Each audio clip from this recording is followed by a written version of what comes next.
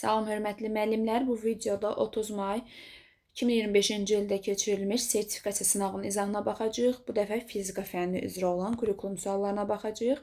Gəlin bir yerdə həm suallara baxaq, həmçinin də mövzuları təkrarlamış olaq bir-bir. Deməli, 51-ci sualda qeyd olunub ki, summativ qiymətləndirməyə aid olan fikri seçin. Bundan öncəki fənnin sınavında da yenə qiymətləndirməyə aid sual var idi. Şagirdin təlim nailiyyətlərinin ölçülməsi, ümumiyyətlə ölçmək, nə ilə ölçərlər? Balla, qiymətlə ölçürlər. O hansı qiymətləndirmədədir? Summativ qiymətləndirmədə. Elə düzgün cavabımız A-dır. Gəlin digər variantlara da baxaq. Deməli, düzgün cavabımız oldu A variantı. Yalnız qiymətləndirmə deyil, həmçinin dərsi müşahidə, izləmək, müşahidə, irəliləmək sözlərini hansı qiymətləndirmədə demişdik? Formativ qiymətləndirmədə. Ona görə B-ni çıxırıq. Şagirdlərin təlim inkişafını izləmək, hətta videodan çoxlu qeydlər götürə bilərsiniz. İzləmək, irəliləmək, hər gün davamlı aparılan qiymətləndirmə hansıdır? Formativ qiymətləndirmədir. Digər varianta baxaq. İl ərzində, indi bu dəqiqə dediyimiz fikir, il ərzində davamlı aparılır, hər gün, gündəlik aparılan qiymətləndirmə formativdir. Onsuz biz cavabı tapmışıq, sadəcə digər variantları yazanlarımız varsa belə onları da təhlil edirik. Qiymətləndirmə meyarı mövzuya və ya dərs ərzində edilən tapşırıqlara əsasən hazırlanır. Ümumiyyətlə, qiymətləndirmə meyarı nəticəyə uyğun hazırlanır, mövzuya uyğun hazırlanmır. Ona görə bu variantı da çıxdıq. Deməli, düzgün cavabımız oldu. 51-ci sualda A variantı. Baxırıq 52-ci suala. Müəllim valideynlə olan söhbətə görə şagirdə bütün sinifin qarşısına irad bildirir. Yəni, müəllimin valideynlə müəyyən bir söhbəti var, onu övladına bütün sinifin qarşısına iradımı bildirmişəm. Bu davranış müəllimdə hansı bacarığın zəifliyindən xəbər verir? Yəni, fikirlərə baxaq.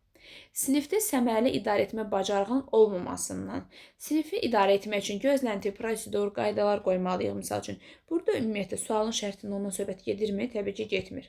Yəni, baxın, mən şagirdə irad bildirəndə avtomatik mənim şagirdlə münasibətim pis olacaq, mən şagirdin gözündən düşəcəm, aramızda bir mənfi münasibət yaşayacağıq. Çünki mən həmin şagirdi kütlənin qarşısında utandırdım. Həmkarları ilə münasibət qurmaq bacarığını, burada həmkardan getmir axı söhbət. Müəllimlə, burada müəllimlə bir də kimdən söhbət gedir? Şagirdi. Çünki müəllim şagirdi utandırır bütün sinifin qarşısında. Deməli, müəllim şagirddən gedir burada söhbət. Ona görə B variantında çıxırıq. Səmərəli müəllim-şagird münasibəti qurmaq bacarığının zəif olduğundan söhbət gedir. Bəli. Çünki mənim şagirdlə münasibətim pis olursa, bu müəllim-şagird münasibətlərinə aid olacaq. Düzgün cavabımız oldu C variantı. Səmərəli əməkdaşlıq mühiti qurmaq bacarığını. Burada mənfi münasibətdən söhbət gedir. Mən iradə bildirəndə avtomatik onunla münasibətim pis olur. Yəni, səmərəli əməkdaşlığı şagirdlər bir-biri ilə əməkdaşlıq edir, komanda şəklində, kollektivlə. Yəni, öz aralarında əməkdaşlıq edir. Burada sualın şərtində müəllim-şagird əməkdaşlığından söhbət getmir axı. Təlim nəticələrini düzgün formalaşdırmaq bacarır. Ümumiyyətlə, sualın şərtində nəticədən söhbət getmir. Müəllim-şagird münasibətinin effektiv qurulmadığından söhbət gedir. Burada nəticədən, dərsdən söhbət getmədi. Deməli, düzgün cavabımız oldu C variantı. Üçüncü suala baxırıq. Dərs zamanı şagirdlər mövzunu müzakirə edərkən bir-birini dinləmir. Fikir bildirərkən bir-birinin sözünü kəsir. Ümumən, ünsiyyət zamanı nizamsızlıq müşahidə olunur. Ümumiyyətlə, sinifin idarə olunması dərsini keçəndə deyirdik ki, sinifimizdə gözlənti, prosedur, qaydalar, yəni sinifi effektiv idarə etmək üçün bunları qoymalıyıq. Baxın, sinifin nizamsızlıq müşahidə olunursa, demək, dərs prosesinin axıcılığı yoxdur. Burada prosedurlarımız, qaydalarımız yoxdur ki, biz bir-birimizi dinləmirik. Bir-birimizin fikirlərini sona qədər dinləmirik. Deməli, gəlin variantlara baxaq.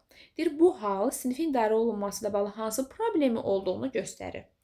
Şagirdlərin ciddi davranış pozuntuları mövcud oldu. Yazıq uşaqlar ciddi, yəni qeyri-adi neyiniblər ki, məsəl üçün sinifi dağıtmayıblar, bir-birini vurmayıblar, döyməyiblər. Niyə ciddi davranış pozuntusu olsun ki? A-nı çıxırıq 53-cü sualda. Sinifdə, baxın, qayda və prosedurlar tətbiq olunmamışdır. Qayda və prosedur yoxdur ki, uşaqlar bir-biri sözünü kəsir. Ümumiyyətlə, nizamsızlıq yaşayırıq danışarkən. Bizdə müəyyən bir prosedur, müəyyən bir qaydalarımız yoxdur. Prosedurlarda deyirdi, dərs prosesini axıcı eləyir, ardıcıl şəkildə olur, yəni vaxt itkisinin qarşısını alır, sinifimizdə qaydalar qoyurduq və s. Deməli, düzgün cavabımız oldu B variantı. Düzgün cavab oldu B variantı. Gəlin digər variantlara da baxaq. Şagirdlər arasında şəxsi konfliktlər hökm sürür. Ümumiyyətlə, sualı şərtini yazın, baxın, şagirdlər arasında şəxsi konfliktlərin olduğu üçün bir-birinin sözünü kəsir, belə bir fikir qeyd olunmayıb. Sinifdə təhlükəsiz və dəstəkləyici mühit formalaşmamışdır. Uşaqlar bir-bir sözünü dinləmirsə, sinifdə nizamsızlıq varsa, burada sinifimi idarə edilməsində bir problem var. Dəstəkləyici mühitdən söhbət getmir ümumiyyətlə. Müəllim-şagird münasibətləri qarşılıqlı hörmətə əsaslanmır. Burada şagirdlər müəllimin sözünü kəsmir ki, şagirdlər baxın burada yazılıb bir-birinin sözünü kəsir. Uşaqlar bir-birinin sözünü kəsir də. Şagird-şagird münasibətində hörmət yoxdur deyə bilərik misal üçün. Amma müəllim-şagirddən söhbət getmir. Burada şagird-şagirddən söhbət gedir. Ona görə düzgün cavabımız 53-də oldu, B variantı. 54-cü suala baxırıq. Deyir, siz evdə suyu elektrik çaydanında bir neçə dəfə qaynadırsınız. Gün ərzində bu proses üçün elektrik enerjisi sərfiyyatını və bunun ailə büdcəsinə nə qədər təsir etdiyini müəyyənləşdirin. Biz hal-hazırda hansı fənnin yəni sınağını yazırıq? Hal-hazırda fizika fənninin. Hal-hazırda fizika fənnindən söhbət gedir. Baxın, ailə büdcəsini hesablamaq, həll etmək, vurmaq, toplamaq, çıxmaq hansı fəndə inteqrasiya eləməliyik? Riyaziyyat fənninə. Deməli, fizikada riyaziyyat varsa, inteqrasiyanın bir növünü tapdıq ki, fənlər arası inteqrasiyadır. Fənlər arası. İndi baxın, burada fənlər arası vergül fənn üstü inteqrasiyada götürmüşüksə əgər, həmin bəndə də izah eləməyə çalışaq. Baxın, burada deyir ki, müəllim demir ki, bu dəqiqə sən get və yaxud da bir həftə müddətində get, elektrik çaydanında suyu qaynat. Bax gör bir həftə ərzində nə qədər sayğac, yəni pul yazır, sonra onu həftə ərzində hesabla gəl mənə denən. Elə olsaydı biz o zaman fənnüstü inteqrasiyada götürərdik. Burada şagird bir növ öyrəndiklərini həyatda tətbiq eləmir, gedib özü çaydanı və s. qaynatmır, elektrik çaydanı qaynatmır. Əgər sual belə olsaydı siz, məsəl üçün gedin, suyu elektrik çayına bir neçə dəfə qaynat, sonra həftə ərzində onun nə qədər, yəni sayğaclar nə qədər yazdığını, büdcəni hesabla gəl mənə denən desəydim, onda fənnüstü inteqrasiya. Fənnüstü belə yadda saxlayın ki, fənnüstüdə mən öz həyatımda onu tətbiq etməliyəm ki, o fənnüstü inteqrasiya olsun. Sadəcə mən təsəvvürümdə müəyyənləşdirirəm, beynimdə həmin prosesi müəyyənləşdirir, beynimdə hesablayıb eləyirəmsə, o fənnüstü inteqrasiya deyil. Amma mən onu bir praktika kimi tətbiq eləsəm, tutaq ki, biz bugündən başlamışıq, evimizdə elektrik çaydanını qoyuruq, görək bugün nə qədər pul yazdı, sabah nə qədər pul yazdı, o biri gün. Sonra mən onu hesablayıram bir həftə ərzində. Sonra gedib müəllimə deyirəm ki, bir həftə ərzində bu qədər büdcəmizə məsəl üçün ziyan vurdu və yaxud da nə bilim xeyrimiz oldu və s. O zaman fənnüstü inteqrasiya götürərdik. Yəni tətbiq yoxdursa fənnüstü inteqrasiya götürmürsünüz. Fənnüstüləri çıxırıq. Fənlər arası var. A-da da var, C-də də var. Fənlər arası. Fənn daxili inteqrasiya fərqli bir fənnin, yəni hansı fənnə gedir? Fizika fənninin müxtəlif məzmun xəttlərindən söhbət getmədi. Müxtəlif siniflərdən aşağı sinif, yuxarı sinifdən də söhbət getmədi. Ona görə burada fənn daxili inteqrasiya yoxdur. Yalnız sualın cavabı olur fənlər arası inteqrasiya. 54-cü sualın düzgün cavabı oldu C variantı. Əgər bir də deyirəm, yəni sual tam aydın olsun deyə, müəllim şagirdlər desəydi ki, uşaqlar gedin evdə elektrik çaydanını qaynadın, get qaynat. Sonra ölç, hesabla, ailə büdcəsini və s. topla, çıx, sonra gəldi olsaydı, o zaman fənnüstü inteqrasiya götürərdik. Ona görə düzgün cavabımız oldu fənlər arası inteqrasiya. 55-ci suala baxırıq. Fərziyyənizin doğru olduğunu qarşı tərəfə inandırmaq və arqumentlər toplamaq üçün internetdən araşdırma aparın. Yəni ki, sualın mənası odur ki, öz fərziyyə, öz fikirlərinizin doğru olduğunuzu gedin internetdən araşdırın və qarşı tərəfə inandırmalısınız ki, həqiqətən mənim topladığım arqumentlər doğrudur. Yəni, öz fikirlərimin doğruluğunu əsaslandırıramsa, mən öz mövqeyimin doğruluğunu, düzgünlüyünü əsaslandırmağı bacaramsa, öz fikirlərimi sübut etməyi bacaramsa, bu idrak taksonomiyanın hansı mərhələsinə aid idi? Bəli, bu dəyərləndirmə mərhələsinə aiddir. Öz mövqeyimi, arqumentlər gətirirəm, faktlar, sübutlarla öz mövqeyimi gücləndirirəm. Bu dəyərləndirmə mərhələsidir. Düzgün cavabımız oldu B variantı. 56-cı suala baxırıq.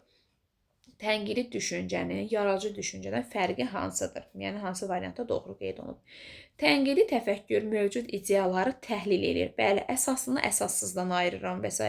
Yəni, təhlil edirəm və tənqidi təfəkkür. Bu his bura qədər düzdür. Yaradıcı təfəkkür yaradıcılıq yenilik deməkdir. Yeni ideyaların yaradılmasıdır. Düzgün cavabımız A variantıdır. Yəni, digər variantları təhlil edək. İmtahanda da yəni sırf A-nı görüb götürmürsünüz də, digər variantlara da baxırsınız, təhlil edirsiniz. Yaradıcı təfəkkür əzbərləməyi. Əzbərləmə ümumiyyətlə təfəkkür deyil, hafizədir, yaddaşa əsaslanan bir şeydir. B-ni variantdan avtomatik çıxırıq. Tənqidi düşüncə uyğunluğa, yəni bura uyğundur ya yox, bu məntiqi təfəkkürüm də olsa kifayət eləyər. Yaradıcı təfəkkür isə orijinallığı qiymətləndirir. Orijinal yeniliklərdir.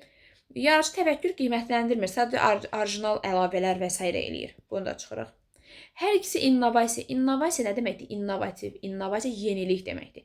Tənqid təfəkkürdə yenilik yoxdur, yaradıcı təfəkkürdədir. Ona görə bunu da çıxırıq. Yaradıcı düşüncə passiv, tənqidi düşüncə aktivdir. Elə bir şey yoxdur. Təfəkkürün varsa onsuz da aktiv həm də, yəni aktiv, passiv deyə bir şey yoxdur. Yeni də çıxırıq. Deməli 56 düzgün cavabımız oldu A variantı. Baxırıq 57-ci suala. Şagird populyar nəzəriyyə ilə razılaşmadığını bildirir və fikirlərini öz fikrinə əsaslandırır. Müəllimin hansı addımı şagirdin tənqidi təfəkkürünü daha yaxşı inkişaf etdirər? Gəlin bəndlərə baxaq. Deyir, hörmətlə yanaşmaq və dərsi davam etdirmək. Yəni, deyirsiniz ki, burada səhv yoxdur, amma burada demir ki, hansı variant düzdür demir. Deyir ki, hansı variantda tənqidi təfəkkürün inkişafı daha da yaxşı inkişaf elətdirərəm. Demir, variantlarda müsbət fikir axtarın demir. Yəni, bu A variantı şagirdin fikrinə hörmətlə yanaşan və dərsimi davam eləyərəm. Bu xüsusi tənqidi təfəkkür inkişafı bir təkan verən variant deyil. Bunu çıxdı.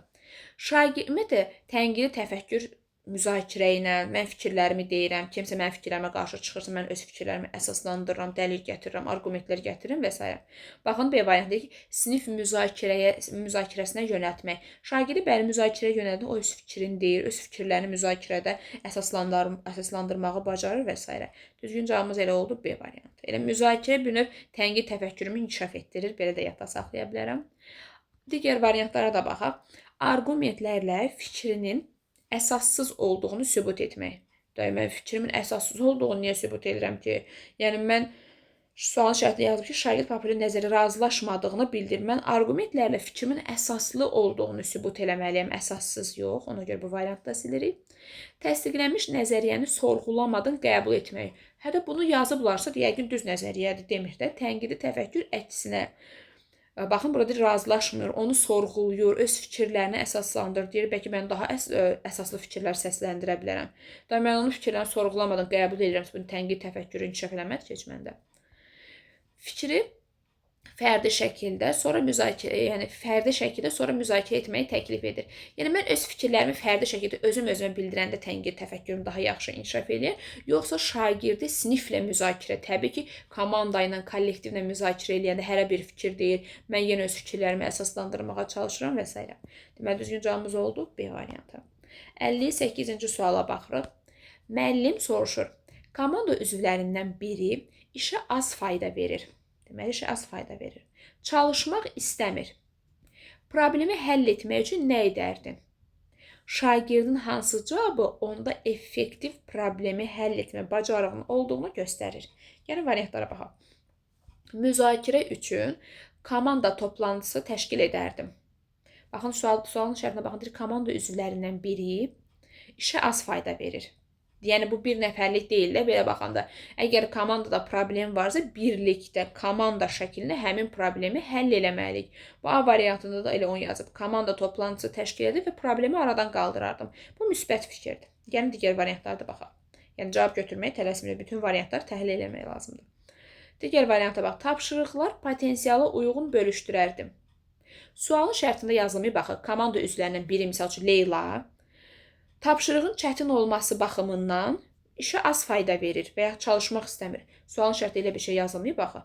Sadəcə şagird ümumiyyətlə çalışmaq istəmir. Tapşırıq çətindir, asandır yazılmayıb sualın şərtinə. Ona görə B-ni çıxırıq, B deyil. Görüləcək işləri dəqiqləşdirərdim. Onsuz da biz komanda ilə artıq iş görürüksə, iş görürük ki, şagirdlərdən biri az fayda verir. Deməli, biz bütün işləri dəqiqləşdirmişik də, planlamışıq kim nə iş görür. Ona görə bunda çıxırıq. Fəal üzvlərdən dəstək istərdim. Qrupda, komandada 2 şagird fəaldırsa, ancaq onlardan kömək istəyirəm. Həmin şagirdə digər şagirdlərin yerinə də işlədirəm. Onlar passivdir, siz gəlin bunların da suallarını cavablandırın. Axı o komanda işi olmadı. Hesabat təqdim etməyə təşviq edərdim. Hesabat verin, tez olun mənə, kim nə işlə məşğul olur, bir növ avtoritar rejimdir. Belə komandanı düzgün idarə etmək olmur. Deməli, düzgün cavabımız nə oldu? A variantı görürüz. Ən uyğun, ən müsbət fikir ilə A variantıdır. Yəni, problem varsa belə komanda ilə, kütlə ilə, qrupumuzla bir yerdə həll edib aradan qaldırmağa çalışırıq. Deməli, 58-də düzgün cavab oldu A variantı. 59-cu suala baxırıq. Fizika müəllimi müşahidə edir ki, şagirdlərin rəqəmsal savadlılığı aşağı səviyyədədir. Rəqəmsal savadlılıq nə idi? İKT avadanlıqlarından məqsədyönlü şəkildə istifadə etməyi bacarmaq. Bu problemi aradan qaldırmaq üçün hansı addımı atmaq səmərəlidir? Yəni, müsbət bir fikir axtarmalıyıq, səmərəli olan axtarmalıyıq. Yəni, başlayaq A variantını oxumaq. Rəqəmsal bacarıqları dərsə inteqrasiya etmək üçün şagirdlərə müxtəlif elektron platformalardan, müəyyən sosial şəbəkələrdən, elektron platformalardan istifadə edərək araşdırma aparmağı tapşıra bilərik. Bir növ şagirdlərə tapşırıq kimi vermişəm ki, elektron platformalardan gedin məlumatlar axtarın. Bu bizdə informasiya, kommunikasiya, texnologiya bacarığını inkişaf etdirərmi? Təbii ki, inkişaf etdirər. Yəni, bu düz fikirdir. Gəlin digərlərinə də baxaq. Şagirdlərə onlayn resursların və elektron vasitələrin siyahısını təqdim edir. Bir siyahı verirəm şagirdlərimə və şagirdlər təşəbbüs göstərir, araşdırma zamanı onlardan istifadə etsinlər. Mən o məlumat siyahını verdim şagirdlərə, müəyyən elektron vəsaitləri, nə bilim, platforma adına yazıb təqdim elədim. Deyir ki, indi ümid qalıb şagirdə ki, şagird indi onu araşdıracaq, yoxsa araşdırmayacaq. Bəlkə heç araşdırmadı, araşdırmaqla inkişaf eləməyəcək şagirdlərdə. Amma A variantında yazıb ki, müəllim bir növ bunu şagirdlərə tapşırıq kimi verir. Tapşırıq, deyir ki, elektron platformada istifadə araşdırma aparmağı tapşırıq kimi verirəm şagirdlərə. B-ni çıxırıq. Rəqəmsal bacarıqları yüksək olan şagirdləri digər şagirdlərə ümumiyyətlə şagirdlərdən kimisə digər şagirdlərə nümunə göstərib, onlardan öyrənmələrini tapşıra bilər. Bu sinifdə aqressiya yaranır, qarşıdurma yaranacaq şagirdlərin nümunə görürsünüz. Bu şagirdlər nə göstərir? İKT avadanlıqlarından istifadə edə bilirlər. Yəni, sinifdə rəqabət mühitini aşlamaq düzgün deyil. Ona görə bu variantda çıxırıq. Dərsdən kənar seminar təşkil edib, həmin şagirdləri və valideynlərlə birlikdə öyrənməyə təşviq etmək. Mən niyə şagird valideyninə kompüter, İKT avadanlıqlarını öyrədirəm ki? Yəni, valideynlə əməkdaşlıq eləyə bilərik və s. Amma yəni, İKT avadanlıqlarından istifadəni valideynlərə niyə öyrədirəm? Ona görə bu variantda çıxırıq. Rəqəmsal bacarıqlar formalaşdırılmasına aid olan mövzuları proqrama əlavə. Baxın, burada mövzuları proqrama əlavə edirik və bu zaman bir neçə dərsi buna həsr edirik. Bu bir növ nəzəri baxımından olan bir şeydir. Məsəl üçün, insert tabını Word proqramı tutaq ki, öyrənirik. Biz bunu informatikada nəzəri baxımından çox qəşəng öyrənirik. Amma kompüter açıb Word proqramında bir mətn yaza bilmirəm. Insert tabı hardadır, mən onu bilmirəm. Yəni, bundan şagirdlərdə rəqəmsal bacarığı inkişaf etdirmək olmur. Gərək biz onu praktikada tətbiq eləyək ki, onlarda. Yəni, bu bacarıqlar formalaşsın. Ona görə sualımızda düzgün cavabı oldu A variantı. Deməli, 59-da düzgün cavab oldu A. Baxırıq 60-cı və sonuncu suala. Şagirdlərdən biri tənəffüsdə sizə yaxınlaşır və bildirir ki, bir neçə sinif yoldaşı onu WhatsApp qrupunda təhqir edir və haqqında yanlış informasiyalar yayır. Bu bir həftədən artıqdır ki, bir dəfə olmayıb, artıq bir həftə davam edir və nəticədə şagird məktəbə gəlməkdən qorxur. Deməli, sinifdə nə var? Sinifdə bullying hadisəsi var, qısnama var. Siz şagirdin emosional vəziyyətindən və bu davranışının sinif mühitinə mənfi təsir göstərəcəyindən narahatsınız. Təbii ki, göstərəcək. Deyir, indi biz hansı addımı atsaq, baxın sualın şərtində yazılıb, hansı addımı atsaq problemi həll edə bilərik və effektiv şəkildə həmçinin. Yəni, variantlara baxaq. Bullyingə məruz qalan şagirdi sakitləşdirin. Aha, bura qədər yəni yaxşıdır. İndi ardına baxaq. Ona təhqir edən sözlər yazan şagirdləri telefondan bloklamağı tapşırın. Yəni, burada blokladım, başqa nömrə ilə yaza bilmir. Və yaxud da şantaj etməyin və yaxud da təhqir etməyin başqa yol yoxdur ki, yəni WhatsApp-dan yazmasın, başqa bir yerdən yazar və yaxud da sinifdə gələndə üzünə də deyə bilər və s. En qədər yolu var da. Yəni, bu problemin həll yoludurmu? Ümumiyyətlə, kimsə bloka atmaq təbii ki, həll yolu deyil. A-na çıxdıq variantlardan. Sinifdə bu hərəkəti müzakirə edin, sinif yoldaşlarını təhqir etməyin doğru olmadığı haqqında danışın və şagirdlərin üzr istəmələrini istəyir. Ümumiyyətlə, vəziyyət daha da gərginləşəcək. Sən tutaq ki, onun xəttinə dəymirsən, indi zəhmətcə ondan üzr istə və bundan da başqa şagirdlərə cəza kimi daha artıq ev tapşırığı verməyi. Bu problemin həll yolu deyil. Kimsə kimdənsə üzr istəsin, mən əlavə ev tapşırığı verim. Bu ev tapşırığının bullyingə nə aidiyyatı var? Buna görə beyində çıxırıq. Problemi sizə etibar edən, yəni öz fikrini mənlə bölüşən şagird var da, yox, sualın şərtində olan. Həmin şagirdə təşəkkür edirik və problemin həlli ilə ciddi şəkildə məşğul olacağınızı bildirin. Daha sonra bullying edən şagirdlərlə, onların valideynlərlə danışın və bu barədə məktəb psixoloquna da məlumat verin. Görürsünüz, ən belə professional olan fikir elə C variantıdır. Gəlin qarşısına yazılan fikri də oxuyaq. Bu addım bullyingə məruz qalan şagirdin qorunmasına, günahkarların öz hərəkətinə görə məsuliyyət daşımasına, həmçinin problemi peşəkarcasına həllinə şərait yaradır. Nəinki məsələn A-da B-də yazılıb ki, üzr istə, birində deyib ki, sən onu blok at. Bu peşəkar davranış sərgiləmək demək deyil. Düzgün cavabımız oldu C variantı. Gəlin digər bəndlərə də baxaq. Bullyingə məruz qalan şagirdə onu qorumaq məqsədilə WhatsApp qrupundan çıxmağı təklif. Bu elə bir müddətlikdir də, qrupdan çıxdım, şəxsiyə yazacaq uzağı mənə. Bu da bunun həll yolu deyil. Yəni qrupdan çıxmaqla problem öz həllini tapmayacaq. Vəziyyəti daha yaxından öyrənmək üçün biraz da səbr edin, daha çox dəlil toplamağa çalışın. Yəni şagird hal-hazırda vəziyyəti pisdir, onu şantaj eləyirlər. Mən də oturub səbr eləməliyəm. Daha sonra oturub gözləyirəm, daha çox dəlillər toplayım və s. Vəziyyət daha da ağırlaşa bilər və başqa hallara da yol aça bilər. Ona görə vəziyyəti yerindəcə həll etmək lazımdır. Ona görə 60-da da düzgün cavab oldu C variantı. Ümid edirəm ki, bu fizika sınağının izahı hər biriniz üçün faydalı oldu.